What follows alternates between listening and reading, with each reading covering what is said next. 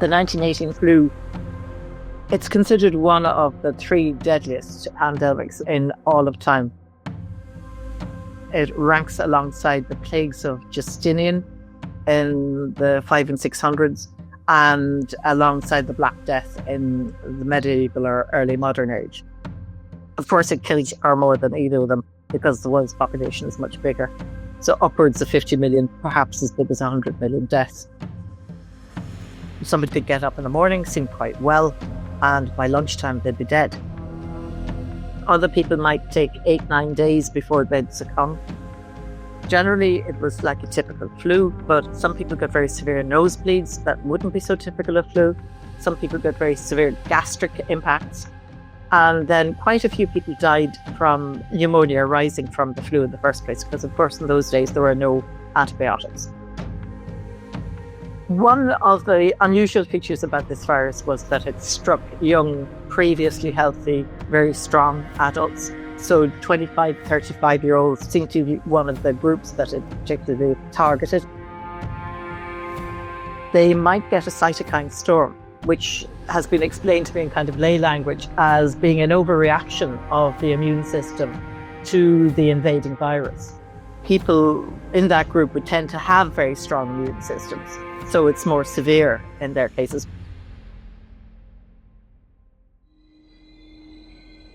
There was censorship amongst the warring countries at the time in the First World War. So their newspapers generally didn't talk too much about the flu. Spain wasn't a warring country. So when the flu hit, the young king of Spain, Alfonso XIII, and several thousand of his courtiers, I think about 3,000 of them, there was major coverage in the press because of that.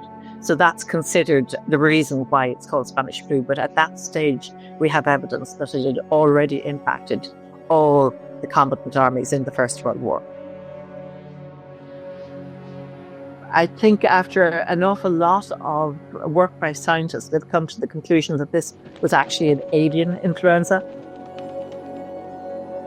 The conditions for the army during the First World War were really conducive to the developing of a new kind of flu, because in those days you kept the food for the army live because of refrigeration. So you had things like geese, ducks and hens kept very close to where the soldiers were housed. The flu would knock whole towns out.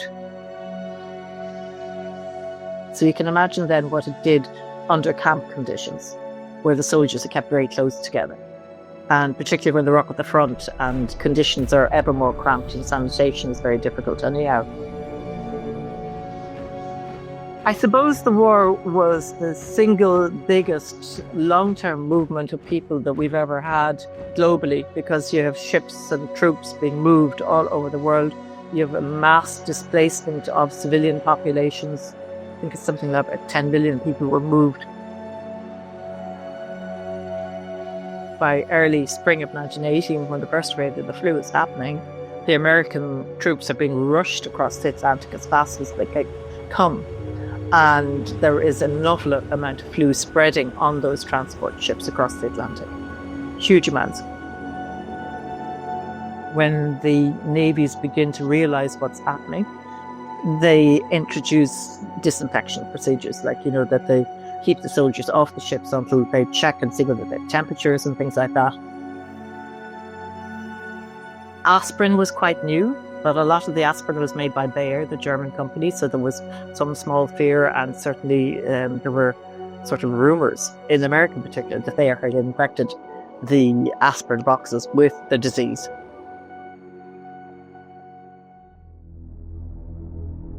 The Inuit, but particularly in Alaska, it would come into a village and maybe 50% of them would die.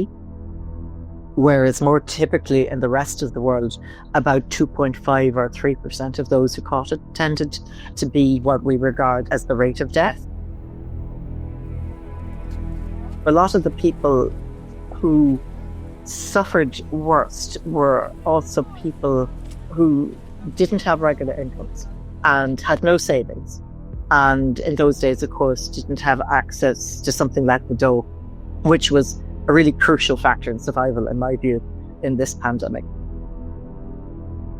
a worker who was in that very challenging position, whose family lived in a tenement, who could see the suffering that their family were going through, would feel obliged to get out of bed and go to work even when they really didn't feel well enough to do it, if they got a chance at some work. The poor always suffered most from diseases like that. If you worked in a service industry in particular, like something like the police or health system, you might feel obliged to go back to work because your colleagues were under so much pressure.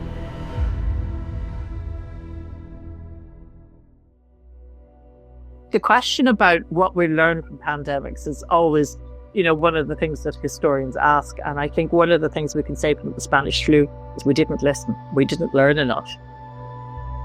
It's really only since the 1970s onwards, that it started to be included in history books in any major way.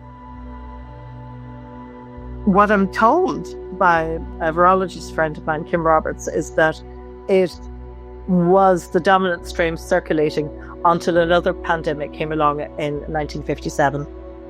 It circulated again, I think, until 2009, as far as I know, but that it is included in some way in the current versions of flu virus that we have, that there is a kind of a memory there of it.